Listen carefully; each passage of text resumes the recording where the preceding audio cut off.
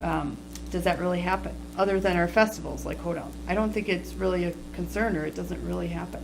Same with the, go ahead. Does it not pertain to people that show up with the A1 steak trucks, the window cleaner, and we do get a lot of that, and we do have quite a bit of an issue with, there are a lot of scams that go along with that. Going door to door with seal coating, we just had a big scam on that recently, and what we've done in the past is we've required that they come and apply for a permit. So at least we know who's going door to door. We do get a lot of people coming, going door to door. We do get a lot of complaints. As soon as I get somebody in town that's knocking on the door, I'll get a phone call within an hour of them leaving. So I think that was what we were addressing before, saying that we had to have a permit, is if we had somebody, first of all, people, it's a different world we live in. You don't want somebody just knocking on your door and inviting themselves in to sell you a Kirby vacuum cleaner, because who knows what. Right. So this would be like a vacuum cleaner salesman coming to the door, knocking on the door to somebody. That would fall under peddlers. And I guess if we are going to register them, there is a section where even if they're exempt from licensing, we can have them register. But are we doing a background check and making sure that they're okay? Because otherwise, by stepping in and saying we are registering them, we're kind of saying we're checking them out. And if we're not gonna make sure everything's okay, we'd be better off letting people sort of make their own decisions, if that makes sense. Well, we just Using their own judgment. Not even a year ago, the county is working a case right now where a big scam where they came up from South Carolina with their seal coating trucks and ripped off numerous people in the county. They were eventually arrested because the county requires that you have a permit to go door to door.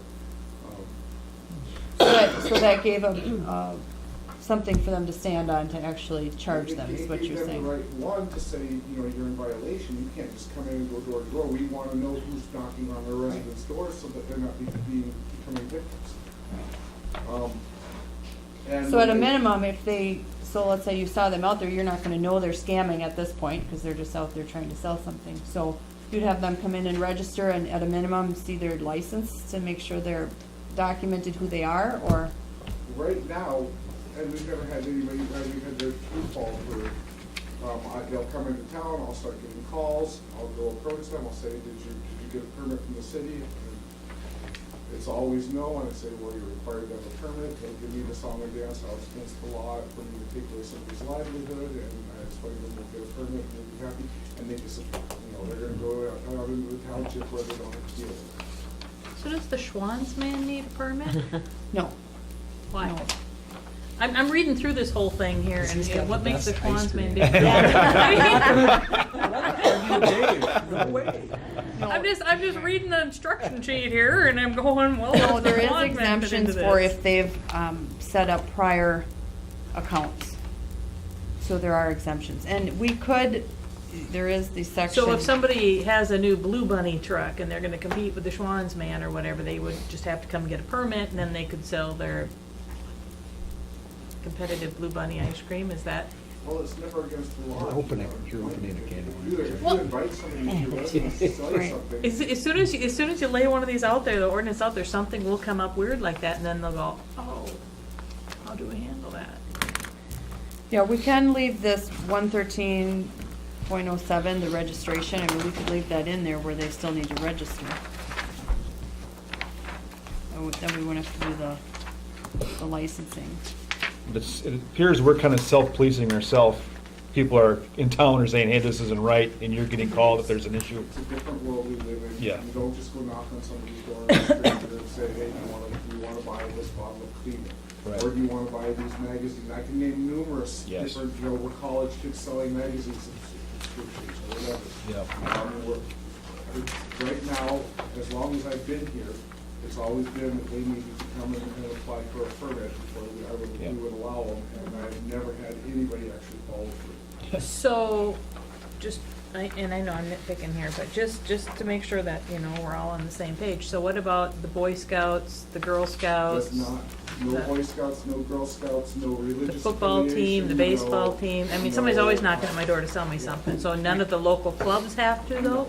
You can't do anything about politicians, we can't do anything about religious groups.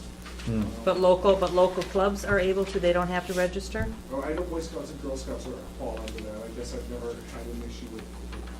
But I mean, they do have to register or not? What's that? They do have to register for a Boy Scout permit and Girl Scout? to go door to door? Not Boy Scouts and Girl Scouts. What about baseball team, football team, It's never softball come team? up, so I guess, Yeah, it's, I guess, having something there to enforce if there's a problem is I think what he's getting at. That he can go tell them they need to register. If he knows they're not a problem. And if they're legit, they're gonna be willing to come. Is and there a get fee permit to register? Did And I- if not, No, then they leave. no fee. So there's no fee to register, then Yeah. really, all they would have to do, if it is one of the sports teams, is just come and say, hey, we're going door to door to sell pizzas, and then you know that they're doing it. put things very, very bluntly, we have had more than one case, not only just in our county, but around here, where people go knock on the door to sell them something, ask to use the bathroom, when they leave, and this elderly person found out their medicine cabinet was cleaned up. It's just a way for us to know who's approaching. Right, but how are they gonna know if somebody goes to their door and says, hey, I'm with the football team and I'm selling pizzas? They're not gonna know. And if they call the police because it concerns them, and I go check it out and find out it's a football player, I can assure them. So they should let City Hall know if they're doing a door-to-door campaign to It's sell always something. good to let us know what's going on, so we don't get those calls. Yeah, so that's what I'm just saying, because a lot of the older people are not gonna know the younger people that are going on, so they actually should let City Hall know, hey, we're going door to door selling pizzas for a fundraiser or whatever. I mean, if it's just a phone call and it's not a fee attached to it, then you know, 'cause then you go, hey, yeah, I know the football team is selling, you know, whatever. I mean, otherwise, how are they gonna know if it's somebody from out of town or in town, or? I guarantee- Follow me? I Around. guarantee you, if somebody is in town selling something, I will get a call within an hour. The, Does anyone need extra the copies of school that, Art? encourages kids to go to people you know, go to relatives, that sort of thing. They don't encourage you to go to people's doors that you don't know. My kid always did. They don't encourage them, but My they kid do. did. Yeah, they do. They Yeah, do, my but kid then there's a did, lot of yeah. kids that are just uncomfortable with going somewhere yeah. that they don't know. But the school could maybe. Well, I be just didn't know, because I mean, when we said an ordinance, the ordinance doesn't say, yeah, but, in it.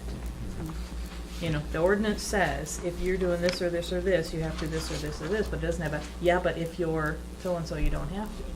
But I don't think it's a big thing, like I said, let the school know that, hey, if you're gonna do that. Right. you Make a call. You're getting That- an That official shouldn't be call. a City. big, that shouldn't be a big. At You're least getting then, official if call. David gets a call, then he can say, yes, we're aware that, you know, the baseball team or football team or whoever is out there selling. Yeah. If we don't have some way of regulating the people going from door to door, I guarantee you we will have victims. But I mean, you know what I'm saying though, is the ordinance doesn't say, this is only for people that don't live in Houston.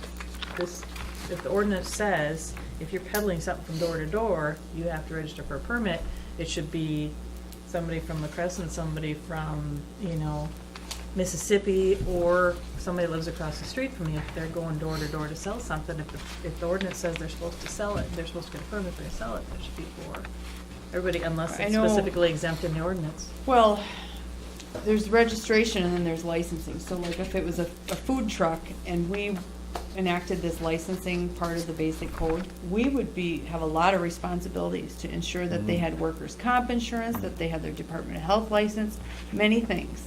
And the basic code gives you the option to, it's actually an add-on if you want to do the licensing. So, and that's more so for food trucks. I mean, just the peddlers, I think, to have them register so you know who is out there, I think that's reasonable.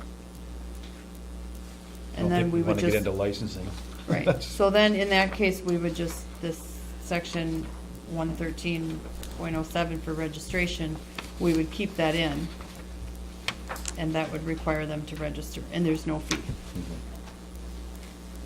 So it would be, as I have it proposed, as the base, I mean, this isn't new language, this is the basic code. But we would leave that registration part in and just cross out the main licensing part. And then I guess the new language is that any mobile food unit or transient merchant would be prohibited unless they are operating under an agreement with a festival. So that means they're not coming in on every other weekend and just setting up wherever they want. It's kind of how Houston's operating now, where it's usually during a festival. And then they go to the festival organizers and have an agreement with them. And the city sort of stays out of that. You know, Hoedown can check if they have their food license or, and those things. And that way the city isn't, if there's an event and we have someone, you know, let's say the Owl Festival, someone just brings a food truck to town and just sets it up, public street, 10 feet Yeah. from the event, and then they're not just, you know, taking advantage of that event just so they can make money, and the city then has no recourse to go and say, Right. you can't be here, you're Right, not so allowed at either, all. right, so either we say, do you have permission and agreement with the event? And they either say yes, and then they, you know, we check with the event or whatever, or if they say no, we say, well, you're prohibited Right. unless you have permission from the event. Okay, so, God, I'm just being difficult here. So it defines what solicitor is here, and the transient merchant, and mobile food units and whatnot. But where does it say in here then regulating solicitors? Then David was saying we need to know who they are, but I don't find it in here where we're regulating them. It's on page 33. Up on top, do you have that? 34. Yep, That's yep. bottom one, And it's not in the 1308. packet map, this came, 33. this was in a separate. Page 33 down at the bottom. It is this registration section. The one that she's gonna put back in. Oh, okay, I was That's like, that's the- all lined out, okay, Yeah, okay. that's the one she said that we would remove the lines from. And then after that, this is something that's already regulated, prohibited activities. It says no peddler or solicitor shall conduct business in the following manner. And that has A through G of regulations for how they operate. Yeah, because that 11307 is the only thing then that would cover what David is Right. trying to say. Right. If he So wants they somebody- if he register wants with, to know they who's come in and town. register, and then they have to follow the rules that are listed here, that is 7 AM to 9 PM.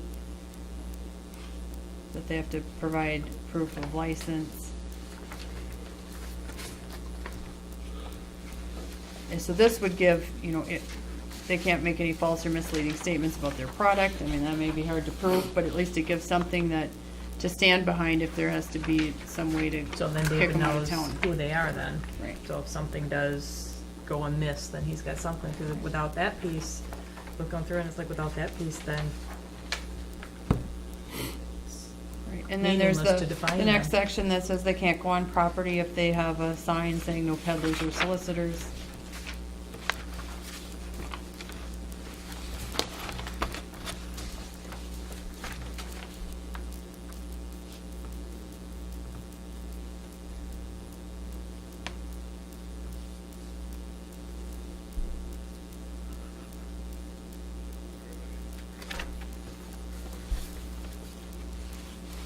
And we can work with David on the form they fill out to register. And we already have one, I think, correct, Audrey? So that's sufficient. We can keep using that Yeah. form as the registration form. And we haven't had anybody do it.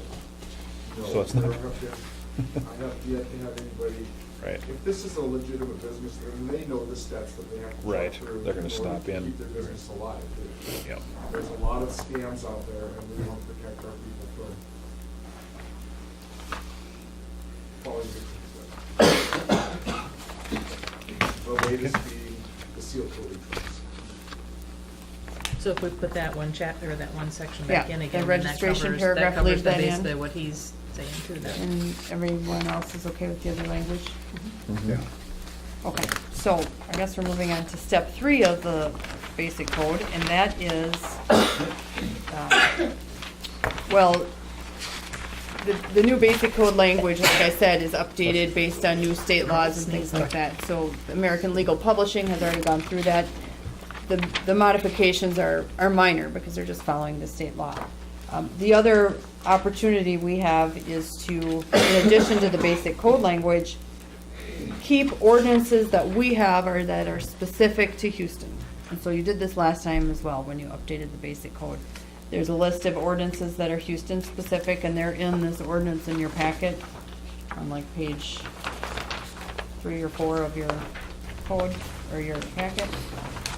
So this list of ordinances is all of those that are, we currently have on the books. And many of them, we know we need to keep, like the floodplain ordinance and the state building code, the library board, things like that. We know we need to keep them. But there were 6 of them that I thought, that I sent out to you to review, that we have the chance now to say, do we want to clean this up a little more, or do we just want to leave them in? The first one is the Storm Sewer Improvement District, which doesn't hurt anything to leave it in. It's basically setting up a utility district that we could charge for storm sewer fees, like we do with water and sewer. At this point, the fee schedule says the charge is 0. So it's really not enacted, but it's gone through the process of it being adopted under official ordinance if you want to leave it in. The other one is on mailboxes, and that gets real specific about what height you need to have your mailbox at, and talks about plowing and how it needs to be built correctly and in the right location. Then there's one on drug sites, which is sort of a nuisance property ordinance, which gives the city some more backbone there. And then, David, hang on a second. When we Yeah. did that drug lab sites and dump sites, we did that in conjunction with the county, didn't we? Chris and I were talking about that earlier. The state said 'Cause- we needed to protect ourselves because And didn't we all like work together and we all basically adopted the the same? whole county has the same thing. Okay, and that's what I thought, but I wasn't positive.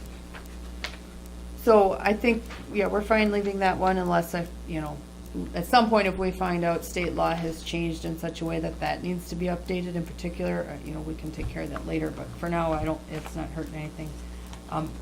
The 4th one out of the 6 that I wanted you to look at was the outdoor wood burning furnaces. And that one, I learned the history on it now. The city adopted that before we had the basic code, because they wanted some regulation on that. Well, when the basic code came out, it actually covers that topic, and actually it's very similar language, so the city must have got this ordinance from the league to begin with.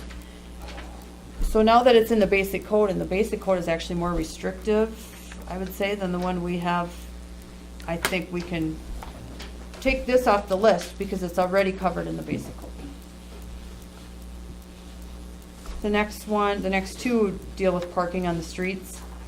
And ordinance 206 is 4 or 5 pages long, talking about all the regulations of parking on streets. And then ordinance 213 is real simple about, you can't have unhooked trailers parked on the streets.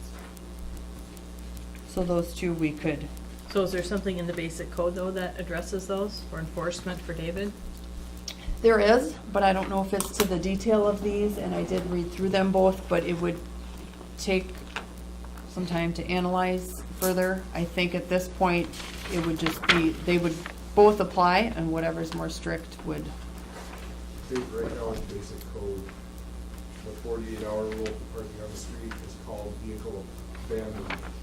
It's hard for me to write a ticket for somebody for abandoning their vehicle because it's been sitting on the road for 2 days. I much prefer to have a 48-hour rule saying that you've just been parked here too long. So for you to be able to do your job effectively, you need us to keep these 2 ordinances, is that what you're saying? Well, the one with the trailer, you guys remember when we did that? Yeah. It was because we got some specific issues that were making it an emergency vehicle hazard. And that was why we had, because we had some very narrow streets. And the 48-hour parking has been, it's always, whatever back when we were our old ordinance, like, it's always been the same ordinance. It's always been 48 hours. It pretty much says you just can't leave a car on the road indefinitely. You have to move it occasionally. If you follow just the basic code, we still have that, but it calls it vehicle abandonment. And that's a hard thing to sell to somebody, like, well, I'm writing a ticket because you abandoned your vehicle because it's been on the road for 3 days. So we should leave ours in here. What? So we should leave ours in here. I like the fact that we have a Yeah. parking ordinance. Yeah. okay? Were you gonna talk more about that, or? No, we're done with that. If you, Sure. another question came up about driving over the right-of-ways without driveways. Yeah, had complaints from certain individuals, and Dave, I know you and I have talked about it briefly, but is there something in your statutes as an officer of the law, as opposed to us having an ordinance about people driving over their curb to get to their property to park a vehicle or crossing other properties to park their vehicle. Other than, trespass rules, if someone was trespassing across it, that would be a civil, We do have in the ordinance that Chris was just referring to, it does refer to you can't drive on a sidewalk. It has to be a curb, that, you just can't just hop the sidewalk. okay. And that is what I've referred to when I've dealt with that problem, Chris, the one that you and I have discussed. If you have a driveway, if you have a driveway built in, that's one thing, but just to hop the curb and drive over the sidewalk, we do have one that says you can't drive on the sidewalk. Because obviously, if someone's doing temporary work, they're fixing the roof and the roofing guys drive over to take stuff off or. It's the spirit of the law and the letter of the Right, law. right. Okay, and I'm very much the spirit of the law. I did find it in here. Oh, you did? It does say, reference a sidewalk, so. Yeah. Oh, okay. First point. Which one is that? D1. What page are you on here? Oh, towards here we the go. back. Here we go. Santa parking. It talks about parking though, not Yeah, necessarily driving. that seemed to me, I interpreted that more as parking as opposed to driving across it. Okay, that was the ordinance that I used when I went to court, said individuals had not go. Okay. And it seemed to fix the problem at that time. We could add driving to that language. Well, I'm just, I'm thinking too, so that if you have an issue, David, where you've got somebody constantly doing it, it just didn't seem like the ordinance had enough teeth for you, so to speak. I wasn't sure, but, That was the only time that I've had to enforce that, is where they just decided that they were gonna make their own driveway. and drive over the boulevard and then the sidewalk and into a yard, yeah. Now, the boulevard is ours. It's not theirs. So Right. we could tell them they can't drive. Yeah, I think that's true. If they don't have an approved driveway and they're driving over the boulevard, I think we'd have something to fall back on. What about a claim that they're going through private property adjacent to their property with permission? If they're going through private property adjacent to their property with, so their neighbor is giving them permission to drive across their property to get to theirs. Basically, yeah. Yeah, what if that is the way of them getting around it, yet some people see it as a nuisance because of the way the vehicles are parked or trailers or whatever the case may be. I believe if we dig into the ordinance, and correct me if I'm wrong, Chris, you can't just make a driveway in your yard. Okay. You have to develop it, you have to put gravel down, you have to put cement, or, you can't just park a vehicle in your front yard and leave it. Right. Okay, that's what I Yeah, I think that we're- answers the question. So if we feel this is good enough for you to be able to enforce it, then it's good. Okay, so that covers all of the changes for the new code. So basically, you're Update. thinking we don't need the mailbox one or the outdoor wood burning furnace one? The wood Is that what burning we ended furnace up for with? sure. The mailbox one, I was relying on someone else to And the storm have the sewer background of improvement why district. we Well, enacted. Post office has strict regulations on putting mailboxes up, so I don't know that we need one. We need to go by their regulations. what I like about this is what it has in there is the damage to a mailbox. If somebody goes down the street with a plow and they, crack it with the plow, that's a little different than, hey, we had a deep snowfall and they're being as careful as they can, but the main primary goal is to clear the street and get the snow out into the boulevard or as out of the street as much as possible. And we have a heavy snowfall and, well, they've got a weak mailbox and it bends it. I think that's what I like about the ordinance. It That's says the city will probably take care of it if we show that we hit it or, we cracked it, that's our fault, as opposed to the snow pushed it and you've got a weak post holding it up and we can't do anything. The language in there for that post box is pretty good for us. I mean, it is what we follow, with or without it, that's what we follow. I get it with plow, and we fix it, but if the snow does damage to your mailbox, you didn't have it up there proper for this climate. If we need to adopt that to keep that in, or if that's just our operating policy, I can look at what other policies we have. Well, I think it's so if someone questions it too. So if they say, well, they hit my mailbox. So we go out there, or Dave, has to investigate it because it's damaged property and they say, there's no plow marks on it. This is just the snow pushed it. You got a weak post. That's why a lot of people now are making these, 4-inch posts for their mailboxes because these skinny pipes just get bent in this environment, whether it's in the city or in the county, you know. And those county trucks are moving a lot faster, and if it's a heavy snowfall, that's a lot of more force going at some of these things. And it actually does say, all mailboxes shall strictly comply with United States Postal Service. Right. So if that's more strict, and, you know, that would apply as well. So, I mean, it Well, it's doesn't just hurt tight. anything to That's leave just it in. tight. I Leave mean, it in the- there. Yeah, Post post office stuff is Protect just tight ourselves. regulations. And it's- Protectors. If it's working now, let's just leave it. So on the ordinance that adopts the basic code revisions, I have the list of the local ordinances that we're keeping in. The only change, as you make a motion or approve to adopt the basic code with revisions, the change will be that this outdoor burning furnace is coming off.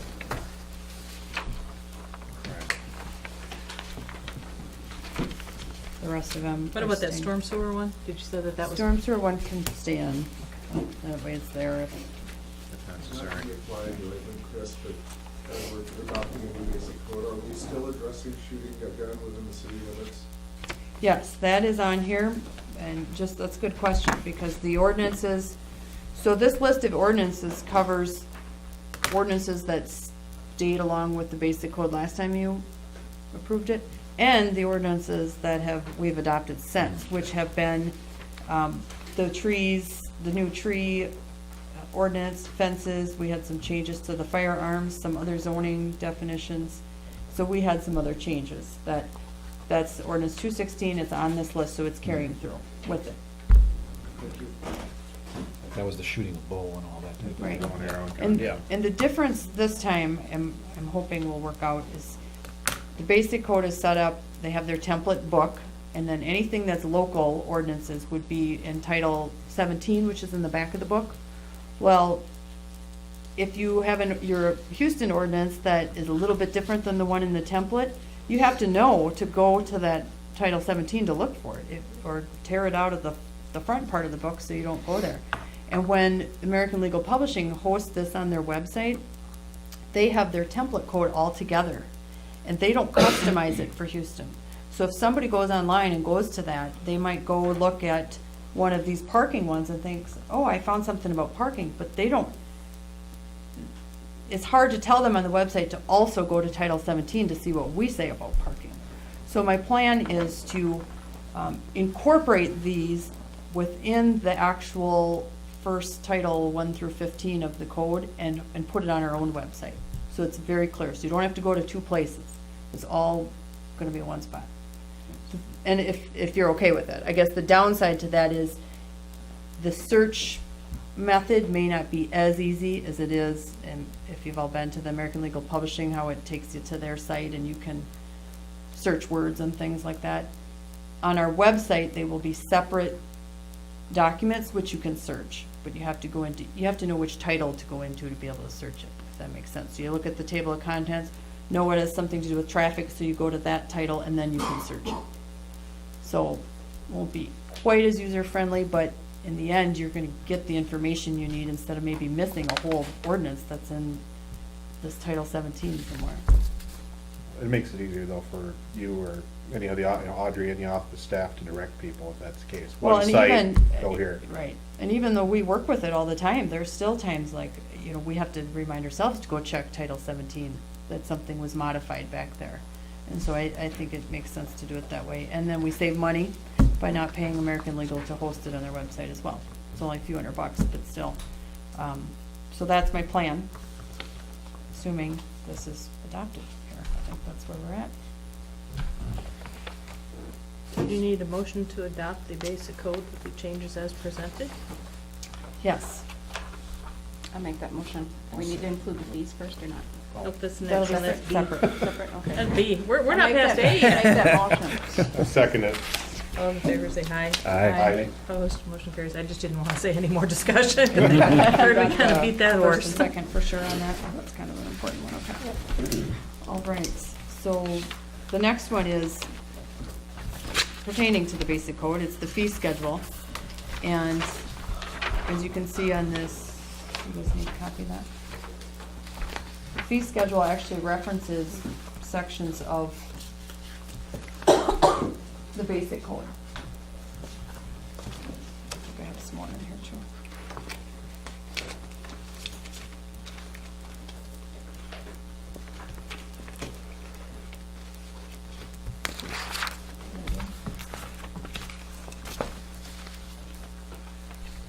So the first ones that are on there, I guess I don't have any more. First few pertain to zoning. And I did a simplified fee schedule. A lot of the fees themselves, the dollar amounts stayed the same, but I'll just go through them all just so everybody knows. For zoning, the first one is the fee for amending the zoning code, which means variances, conditional use permits, changing zoning designation. The fee for that is $100. Was And there a it- fee before on any of these? or That these was new $100 fees? prior to. Okay. Which, just a little background on that. For some people that need a variance, $100 is pretty steep. But there's other times that going through the variance process takes up a lot more than $100 worth of our time. I mean, some cities charge $500 for variances and conditional uses. So I think we're trying to keep it reasonable. If it's just a simple setback variance or something, you know, that's what most of them are. So that's proposed to stay at $100. The next one is reviewing any preliminary or final plats. That is for new subdivisions, the $300. The next two pertain to a section in the basic code that is already in their template. So we have to have it in there. It's pertaining to sexually oriented businesses. And the section in the basic code gives us the most restrictive language we can for those types of businesses. We can't, you know, it's unconstitutional to just ban them completely without trying to regulate them. So that's what you just passed in the basic code. The fees for these to do the investigation for a license for that type of business is $500, and the fee to the actual business is $1,000. I don't believe the prior basic code, there was anything filled in for these fees. I thought it was important to put a decent fee in there because that's something the city would really want to review if someone came with an application. And the next one is for public works. The fee to work in the right-of-way, I put shall be determined by policy. I think Randy has a standard, if you're digging in the street, it's, And I can't remember now, 1,500 they bid me. right. But by, go ahead. That's basically what it costs us to put blacktop back in any fair-sized hole, so we wanna make sure we cover our end there. Typically, they get back what we don't use or what's not needed of that money right now, that's the policy. They do it themselves, they get it done. And I put by policy because in case they needed to do a bigger excavation, then these guys have the opportunity to charge more than $1,500. So we can write something up if it's not already. For sewer, it first gives the sewer charges